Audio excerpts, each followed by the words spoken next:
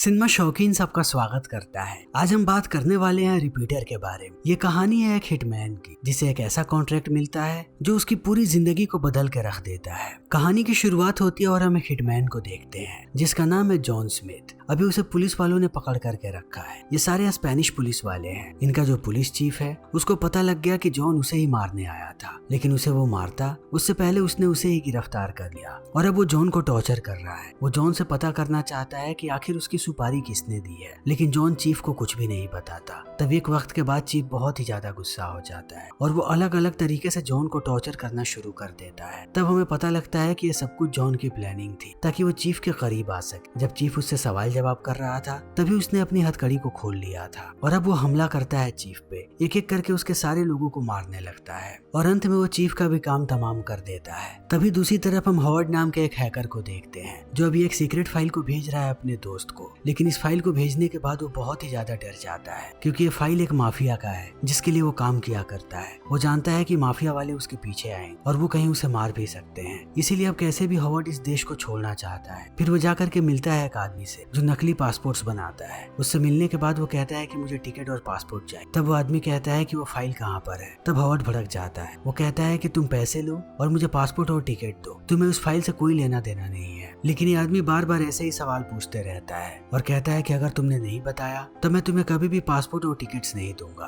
तब हॉवर्ड परेशान हो जाता है। वो कहता है कि वो फाइल सब मेरे पास नहीं है, मैंने अपने दोस्त को भेज दिया। तभी यहाँ पर 2-3 लोग और चले आते हैं और ये सारे लोग मिल करके हॉवर्ड को टॉर्चर करना शुरू कर देते हैं, लेकिन वो उसे और पीटते। उससे पहले यहाँ पर डैनियल नाम का एक आदमी आ जाता है जो एक एक करके सारे गुंडों को मार देता है, लेकिन अंत में वो भी हॉवर्ड को पकड़ लेता है और लेकर के जाता है अपनी खुफिया जगह। अब वो हॉवर्ड को टॉर्चर कर रहा है ताकि हॉवर्ड उसे बता दे कि वो फाइल्स कहाँ पर हैं।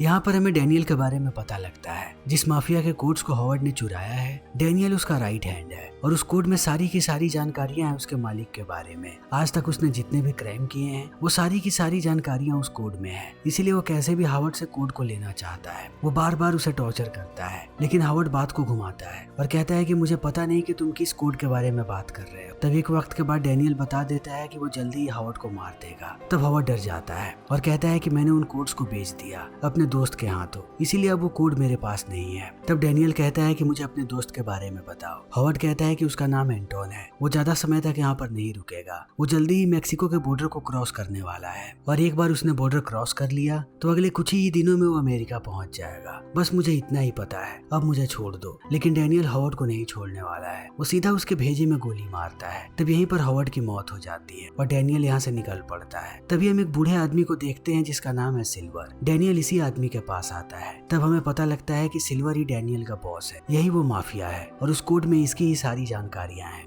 सिल्वर डैनियल को कहता है कि वो कोड कहाँ पर है। डैनियल कहता है कि हॉवर्ड ने उस कोड को गायब करवा दिया, उसने किसी को भेजा है, मैंने हॉवर्ड को मार दिया। लेकिन डरने की कोई बात नहीं है, मुझे पता है कि वो कोड किसके पास है, मैं जल्दी ही वो कोड ले आऊंगा। तब सिल्वर कहता है कि तुम्हारे पास बिल्कुल भी वक्त नहीं है, चाहे कुछ भी हो जाए वो कोड पुलिस वालों के हाथ में नहीं जाना चाहिए। तब डैनियल कहता है कि उस आदमी का नाम एंटोन है, अगले 2 से 3 दिनों में वो आने वाला है मैक्सिको के बॉर्डर पर। तब मैं उसे वहीं पर दबोच लूंगा और कोड भी ले लूंगा, चाहे कुछ भी हो जाए मैं उसे अमेरिका नहीं जाने देने वाला हूँ। तब सिल्वर भी शांत हो जाता है और डैनियल निकल पड़ता है एंटोन पीछे। तभी हम जॉन को देखते हैं जो एक जगह पर आकर के बैठा हुआ है। आज उसकी मुलाकात होने वाली है उसके मेंटोर से। उसका मेंटोर ही उसके लिए काम अरेंज करता है। तब जॉन उन सारे कामों को पूरा कर देता है। मेंटोर जैसे ही यहाँ पर आता है वो जॉन को कहता है कि इस बार तुम फंस कैसे गए थे, जिसे तुम मारने गए उसने तुम्हें ही पकड़ लिया था। तब जॉन कहता है कि वो सब कुछ मेरी ही साजिश थी, उसने मुझे पकड़ा इसीलिए मैंने उसे बड़े ही आसानी से खत्म कर दिया, लेकिन इसमें थोड़ा ज्यादा वक्त लग गया। बस मुझे इसी बात की चिंता है, वरना सारी चीजें अच्छे से हुई हैं। तब मेंटोर उससे कहता है कि मैं तुम्हें कुछ महीनों से देख रहा हूँ, तुम पहले जैसे नहीं रहे, पता नहीं तुम्हें क्या हो गया है। तब जॉन कहता है कि मैं आपको ये बात बताना नहीं चाहता था, लेकिन अब मुझे बताना पड़ेगा। 2 महीने पहले एक कार के हादसे में मेरी पत्नी का देहांत हो गया। तब से मैं खोया खोया सा रहता हूँ। मैं अपनी पत्नी को बहुत ही ज्यादा चाहता था, हर वक्त मैं उसी के बारे में सोचते रहता हूँ। तब इन बातों को सुन करके मेंटोर कहता है कि तुम्हें थोड़े दिनों की छुट्टी ले लेनी चाहिए, 2 महीने के लिए यहाँ से दूर चले जाओ और जा करके आराम करो, जब तुम्हें अच्छा लगे तब वापस आ जाना। तब जॉन कहता है कि मैं ऐसा नहीं कर सकता, अगर मैं काम करता रहूंगा तभी मैं जल्दी चीजों से निकल पाऊंगा, अगर मैं घर जा करके बैठ गया तब वो सारी की सारी यादें मुझे और भी ज्यादा परेशान करेंगी। तब मेंटोर कहता है कि ठीक है, तुम्हारा अगला मिशन तैयार है। इतना कहने के बाद वो बताता है एंटोन के बारे में जिसके पास एक सीक्रेट फाइल है और जॉन को अब उस सीक्रेट फाइल को हासिल करना है। वो बताता है कि एंटोन मैक्सिको के बॉर्डर पर आने वाला है। अगले 2 से 3 दिन में वो कुछ जगहों के भी नाम लेता है जहाँ पर एंटोन हमेशा ही रुकता है। अब जॉन की जिम्मेदारी है कि वो कैसे भी उन कोड्स को लेकर के आए। तब जॉन तैयार हो जाता है इस काम को करने के लिए। जब मेंटोर यहाँ से निकलता है उसके थोड़े समय के बाद वो भी निकल पड़ता है मैक्सिको के लिए। वो जा करके चारों तरफ बॉर्डर को देखता है और उन जगहों को भी देखता है जहाँ पर एंटोन रुकने वाला है। उसे पता लगता है कि एंटोन एक हैकर है जिसने बहुत सारे लोगों को पहले लूटा हुआ है। फिर रात के लिए वो एक कमरा लेता है। अब वो मैक्सिको के अंदर है और एक वैश्या को भी लाता है अपने कमरे में। लेकिन अचानक उसे अपनी पत्नी की याद आने लगती है। तब वो उस वैश्या से कहता है कि हम कुछ नहीं करेंगे क्योंकि मुझे मेरी पत्नी की यादें परेशान कर रही हैं, इसीलिए मैं तुम्हारे साथ कुछ भी नहीं करना चाहता। फिर ये दोनों रात भर बात करते रहते हैं और रात भर टीवी देखते हैं। इस लड़की का नाम है एस्मराल्डा। बहुत देर बात करने के बाद एस्मराल्डा पूछती है जॉन से कि आखिर तुम यहाँ पर क्यों आए हो, तुम कौन हो। तब जॉन इस लड़की से झूठ नहीं बोलता। वो उसे कहता है कि वो एक हिटमैन है और यहाँ पर अपने टारगेट को खत्म करने आया है। एक बार वो उस आदमी को मार देगा फिर यहाँ से निकल जाएगा। इतना कहने के बाद वो एस्मराल्डा से पूछता है कि आखिर तुम ये काम क्यों करती हो। तब वो बताती है कि मेरे 6 भाई बहन हैं और मुझे उन्हें पालना होता है। मैं चाहे कुछ भी काम कर लूं, मैं उन सबको नहीं पाल सकती, इसीलिए मैं इस काम को कर रही हूँ। इतना कहने के बाद दोनों सो जाते हैं। लेकिन सुबह सुबह जॉन जगता है और कुछ पैसे रख देता है एस्मराल्डा के बगल और चुपके से निकल जाता है। एस्मराल्डा अभी भी सोई हुई है। वहाँ से निकलने के बाद वो आता है एक दूसरे होटल में जहाँ पर एंटोन आकर के हमेशा रुकता है। जब यहाँ का बटलर उसे लेकर के ऊपर जा रहा होता है तब जॉन को शक हो जाता है। वो समझ जाता है कि ये आदमी जरूर कुछ ना कुछ तो जानता है। तब वो उस पर बंदूक तान देता है और कहता है कि तुम क्या जानते हो। तब बटलर डर जाता है और कहता है कि मैं भी मेंटोर के लिए काम करता हूँ। उसने मुझे कहा था कि मैं तुम पर नजर रखूं और तुम्हारी मदद करूं इस काम को पूरा करने में। तब जॉन शांत हो जाता है। वो अपनी चीजों को कमरे में रखता है और बटलर को कहता है कि मुझे लेकर के चलो सर्विलेंस रूम, मुझे सारे के सारे फुटेजेस को देखना है। तब ये दोनों जाकर के फुटेजेस को देखने लगते हैं। समय ऐसे ही बीतने लगता है। जॉन अपनी नजरें नहीं हटा रहा इन सर्विलेंस से। तब थोड़ी देर के बाद उसे एंटोन नजर आ जाता है जिसके साथ उसके 2 बॉडीगार्ड्स हैं, जिनमें से एक लड़की को जॉन पहचानता है। उसका नाम है लोला स्काई। लोला पहले कातिल हुआ करती थी लेकिन अब उसे जब ज्यादा पैसे मिलते हैं तब वो बॉडीगार्ड भी बन जाती है। जॉन जानता है कि ये लोग कौन से कमरे में हैं। वो बटलर को बुलाता है और कहता है कि जैसे ही उसके खाने का ऑर्डर है तुम जाना उसके कमरे में खाना लेकर के। वो एक रिकॉर्डिंग डिवाइस को लगा देता है टेबल पर, लेकिन वो बटलर को समझाता है कि खाना देने के बाद तुम वापस आ जाना मेरे कमरे में, जितनी जल्दी हो सके उतनी जल्द। तब बटलर चला जाता है। वो कमरे में दाखिल होता है लेकिन वो एंटोन से बातें करने लगता है, कुछ ज्यादा ही। तब एंटोन को शक हो जाता है उस पे। वो लोला और अपनी दूसरी बॉडीगार्ड को कहता है कि वो लोग इसे खत्म कर दें। तब ये लोग पकड़ लेते हैं बटलर को, लेकिन वो लोग उसे गोली मारते उससे पहले यहाँ पर जॉन आकर के इन पे हमला कर देता है। वो एक एक करके सबको मारने लगता है। लोला जब जॉन से लड़ रही होती है तब वो एंटोन को भागने के लिए कहती है लिफ्ट से। तब एंटोन चला जाता है लिफ्ट में और लोला भी भागती हुई आती है लिफ्ट में, लेकिन जल्दी ही जॉन भी कूद करके लिफ्ट के अंदर घुस जाता है और लड़ने लगता है। तब लोला बार बार एंटोन को कहती है कि वो नीचे जाए और गाड़ी से यहाँ से भागे। तब तक वो जॉन को रोक रही है। इस बीच जॉन और लोला दोनों ऐसे ही लड़ते रहते हैं और अंत में जॉन भारी पड़ता है लोला पे। वो उसे नीचे गिरा देता है और पीछे भागने लगता है एंटोन के। एंटोन भागता हुआ आता है पार्किंग और घुस जाता है अपने गाड़ी के अंदर। तब जॉन उसे पकड़ लेता है और खुद गाड़ी को चलाने लगता है। तभी हम एंटोन के दूसरी बॉडीगार्ड को देखते हैं जो इनके सामने आती है, मगर जॉन उसे ठोक करके निकल जाता है। यहीं पर इस बॉडीगार्ड की मौत हो जाती है। तभी यहाँ पर लोला आती है, लेकिन वो जानती है कि अब जॉन लेकर के चला गया है एंटोन को। इसी बीच हम डैनियल को देखते हैं जो होटल के अंदर आ चुका है। उसने बटलर को पकड़ लिया है। वो बार बार बटलर से पूछ रहा है कि मुझे बताओ जॉन और एंटोन कहाँ पर हैं। तब बटलर बहुत देर तक बातों को घुमाता है, लेकिन एक वक्त के बाद वो समझ जाता है कि डैनियल नहीं मानेगा। तब वो कहता है कि मुझे पता नहीं कि वो लोग कहाँ गए हैं, पर मेरे पास जॉन का नंबर है। तब डैनियल उसका फोन ले लेता है। जैसे ही उसके हाथ में फोन आता है वो काम तमाम कर देता है बटलर का। तभी दूसरी तरफ हम जॉन को देखते हैं जो एंटोन को लेकर के आगे बढ़ रहा है। वो जल्दी ही चला आता है मैक्सिको के बॉर्डर की तरफ। फिर उसे नीचे बैठाता है और उस पर बंदूक तान देता है, लेकिन मारने से पहले कहता है कि तुमने इतनी बड़ी बड़ी कंपनियों को क्यों लूटा है और आखिर उस कोड में है क्या, मुझे पूरी की पूरी सच्चाई बताओ। तब एंटोन सब कुछ बताना शुरू करता है कि मैंने सिर्फ उन कंपनीज को बैंकरप्ट किया है जो सिर्फ अपने प्रॉफिट पर ध्यान देते हैं और क्वालिटी के नाम पर कचरा भेजते हैं मार्केट में। 3 साल पहले मैंने एक गाड़ी खरीदी, अच्छी वाली, और उस गाड़ी से मेरा पूरा परिवार जा रहा था। उस गाड़ी में मेरी बीवी थी और मेरे बच्चे थे, लेकिन जल्दी उसका इंजन फेल हो गया। फिर गाड़ी का एक्सीडेंट हुआ और एक ही झटके में मैंने अपने पूरे परिवार को खो दिया, सिर्फ इसलिए क्योंकि कंपनी ने जितनी भी चीजों का इस्तेमाल किया था वो बहुत ही सस्ती क्वालिटी के थे, सिर्फ उनका नाम बड़ा था। तब से मैं इन सारी कंपनीज के पीछे लग गया। जिस कंपनी की गाड़ी को मेरी पत्नी चला रही थी उस कंपनी का मालिक है सिल्वर। वो एक माफिया बॉस है, उसे सिर्फ पैसों से प्यार है, उसने मार्केट में गाड़ी के नाम पर कचरा भेजा है। इन बातों को सुनने के बाद जॉन एंटोन से पूछता है कि कौन सी कंपनी की गाड़ी थी तुम्हारी पत्नी के पास और कौन सा मॉडल था। जैसे ही ये मॉडल और कंपनी बताता है, जॉन को एहसास होता है कि सेम गाड़ी उसकी भी पत्नी चला रही थी। तब वो शांत हो जाता है क्योंकि जॉन समझ चुका है कि इसकी और एंटोन की कहानी सेम है, मगर एंटोन बदला लेना चाहता है और जॉन चीजों को भूलना चाहता है। तब जॉन निश्चय करता है कि वो एंटोन को नहीं मारेगा। वो उसे कहता है कि चल करके गाड़ी बैठो। फिर ये दोनों यहाँ से निकल जाते हैं। जॉन एंटोन को कहता है कि मैं अब तुम्हें नहीं मारूंगा। तब एंटोन अपनी कहानी को आगे बढ़ाता है, कहता है कि जब मैंने रिसर्च करना शुरू किया तब मुझे पता लगा कि सिल्वर जल्दी ही इस कंपनी को बेचने वाला है, वो भी बहुत ही महंगे दाम में। सरकार को भी पता है कि वो अपनी गाड़ियों में कैसे कचरे मटेरियल का इस्तेमाल करता है, लेकिन उसने सबको घूस खिला दिया। कोई भी इस बात को लेकर के सामने नहीं आया। ऐसे ही आए दिन लोग मरते जा रहे हैं, लेकिन कोई भी उसके खिलाफ नहीं बोल रहा। इसीलिए उस कोड में मैंने सारे सबूतों को इकट्ठा किया। जब मैं गाड़ी के बारे में पता लगा रहा था तब मुझे पता लगा कि सिल्वर और कौन कौन से काले व्यापार करता है। एक बार ये कोड बाहर आ गया तब सिल्वर को कोई नहीं बचा सकता,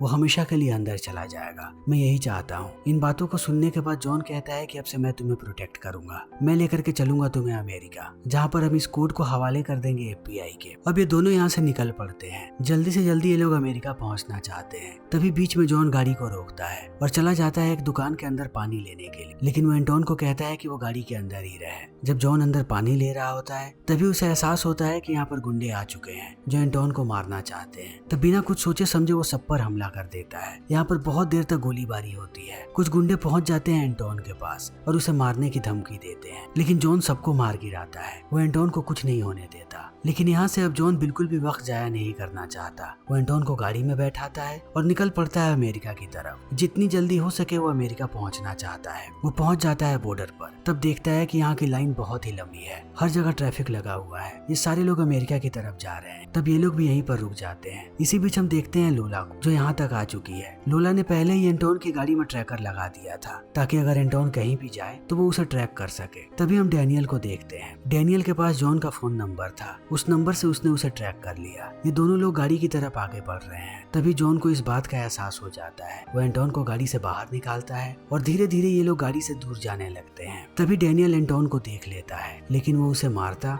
उससे पहले जॉन हमला कर देता है डैनियल पे। ये दोनों लड़ने लगते हैं। इसी बीच हम लोला को देखते हैं जो एंटोन को पकड़ लेती है और यहाँ से लेकर के भाग जाती है। वहीं दूसरी तरफ डैनियल और जॉन बहुत देर तक लड़ते रहते हैं, लेकिन एक वक्त के बाद ये दोनों अलग हो जाते हैं और भाग जाते हैं यहाँ से। तब डैनियल भाग करके पहुंचता है सिल्वर के पास और कहता है कि मैंने पता किया है एंटोन के बारे में। एंटोन अब लोला के पास है। मैंने उससे डील किया है, अगर हम उसे $1 मिलियन दे दें तब वो हमारे हवाले एंटोन को कर देगी।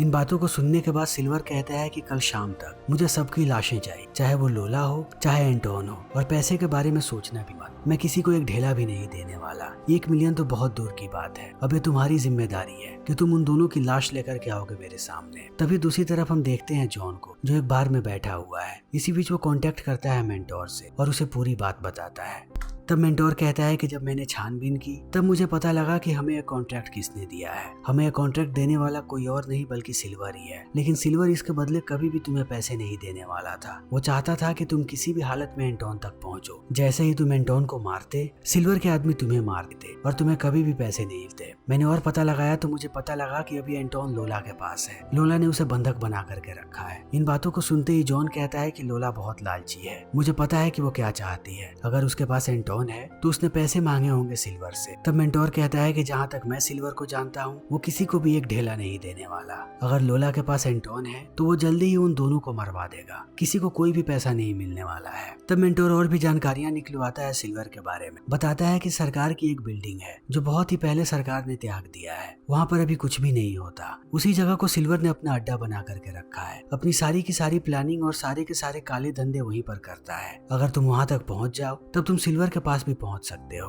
तब जॉन समझ जाता है कि उसे क्या करना है। वो यहाँ से निकलने लगता है। इसी बीच उसे एहसास होता है कि सिल्वर के आदमी यहाँ पर भी फैले हुए हैं जो उसे मारना चाहते हैं। तब जॉन एक एक करके सबको मारने लगता है। वो ज्यादातर लोगों को मारता है और यहाँ से भागने लगता है। इसी बीच हम एक और आदमी को देखते हैं जो गोली चला देता है जॉन के कंधे पे। तब जॉन घायल हो जाता है, लेकिन वो किसी के भी हाथ नहीं आता। यहाँ से भागते हुए जाकर के वो एक टैक्सी में बैठ जाता है और सीधा पहुंचता है एस्मराल्डा के घर। एस्मराल्डा जैसे उसे दिखती है खुश हो जाती है, लेकिन उसे जैसे ही पता लगता है कि जॉन घायल है तब वो उसका उपचार करती है। और यहाँ पर ये दोनों धीरे धीरे करीब आने लगते हैं और इंटीमेट हो जाते हैं। मगर सुबह सुबह जैसे ही जॉन जगता है वो खिड़की से बाहर देखता है। तब उसे पता लगता है कि डैनियल यहाँ पर आ चुका है। जॉन को एहसास होता है कि अगर वो एस्मराल्डा को यहाँ पर छोड़ के चला गया तब डैनियल उसे मार देगा। तब वो उसे लेकर के भागने लगता है। जब भी सिल्वर के आदमी उसके सामने आते हैं वो उन्हें मौत के घाट उतार देता है और ये दोनों भाग पड़ते हैं। डैनियल इन पर ऐसे ही अंधाधुंध गोलियां चलाते रहता है, पर ये दोनों यहाँ से भाग जाते हैं और पहुंचते हैं उस गवर्नमेंट की बिल्डिंग के पास। तब जॉन एस्मराल्डा को कहता है कि जितनी दूर हो सके यहाँ से इतनी दूर चली जाओ, क्योंकि यहाँ पर खतरा बढ़ने वाला है। अगर उन लोगों ने मुझे तुम्हारे साथ देख लिया तब वो तुम्हें जिंदा नहीं छोड़ेंगे, यहाँ से निकल जाओ। तब एस्मराल्डा कहती है कि अब मैं तुम्हारे साथ रहना चाहती हूँ, तुम जहाँ भी जाओगे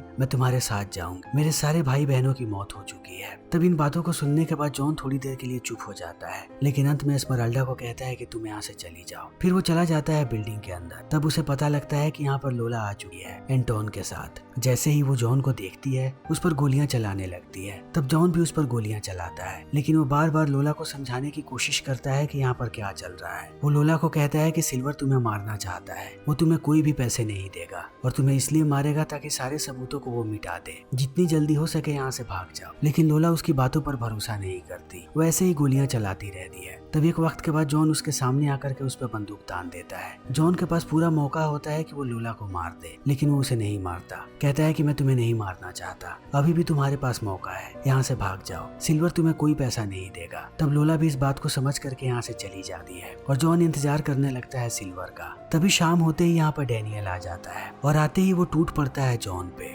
इन दोनों के बीच बहुत देर तक लड़ाई होती रहती है। कभी जॉन डैनियल को मारता है तो कभी डैनियल जॉन को मारता है, लेकिन अंत में डैनियल जॉन का गला पकड़ लेता है। वो उसे चोक करने ही वाला होता है। तभी यहाँ पर लोला आ जाती है और डैनियल को मार देती है। वो बस जान बचाना चाहती थी जॉन की। तब जॉन भी उसका शुक्रिया अदा करता है और लोला यहाँ से निकल जाती है। फिर जॉन एंटोन को लेता है और ये दोनों बाहर आ जाते हैं। तभी जॉन देखता है कि एस्मराल्डा अभी भी बाहर है, वो इसका इंतजार कर रही थी। चाहे कुछ भी हो जाए वो उसे छोड़ना नहीं चाहती। तब ये तीनों निकल पड़ते हैं अमेरिका के लिए। अमेरिका आते ही जॉन एंटोन को हवाले कर देता है FBI सारे सबूतों के साथ और एस्मराल्डा को लेकर के निकल जाता है। तभी अगली सुबह हम देखते हैं सिल्वर को, जिसे पता लग गया है कि FBI के हाथ वो कोड लग चुका है। कभी भी पुलिस वाले उसके घर पर आ सकते हैं उसे गिरफ्तार करने के लिए। तब सिल्वर खुद ही अपनी जान ले लेता है। उसने बहुत सारी दवाइयाँ खा ली हैं। फिर वक्त ऐसे ही बीतने लगता है। हम जॉन और एस्मराल्डा को एक साथ देखते हैं। ये दोनों बहुत ही ज्यादा खुश हैं क्योंकि एस्मराल्डा माँ बनने वाली है। और इसी के साथ ये फिल्म यहीं पर खत्म हो जाती है। तो दोस्तों हमारी आज की ये वीडियो यहीं पर खत्म होती है। अगर आपको हमारी ये वीडियो पसंद आई हो तो इसे लाइक करें, शेयर करें और चैनल को सब्सक्राइब करें। Thank you.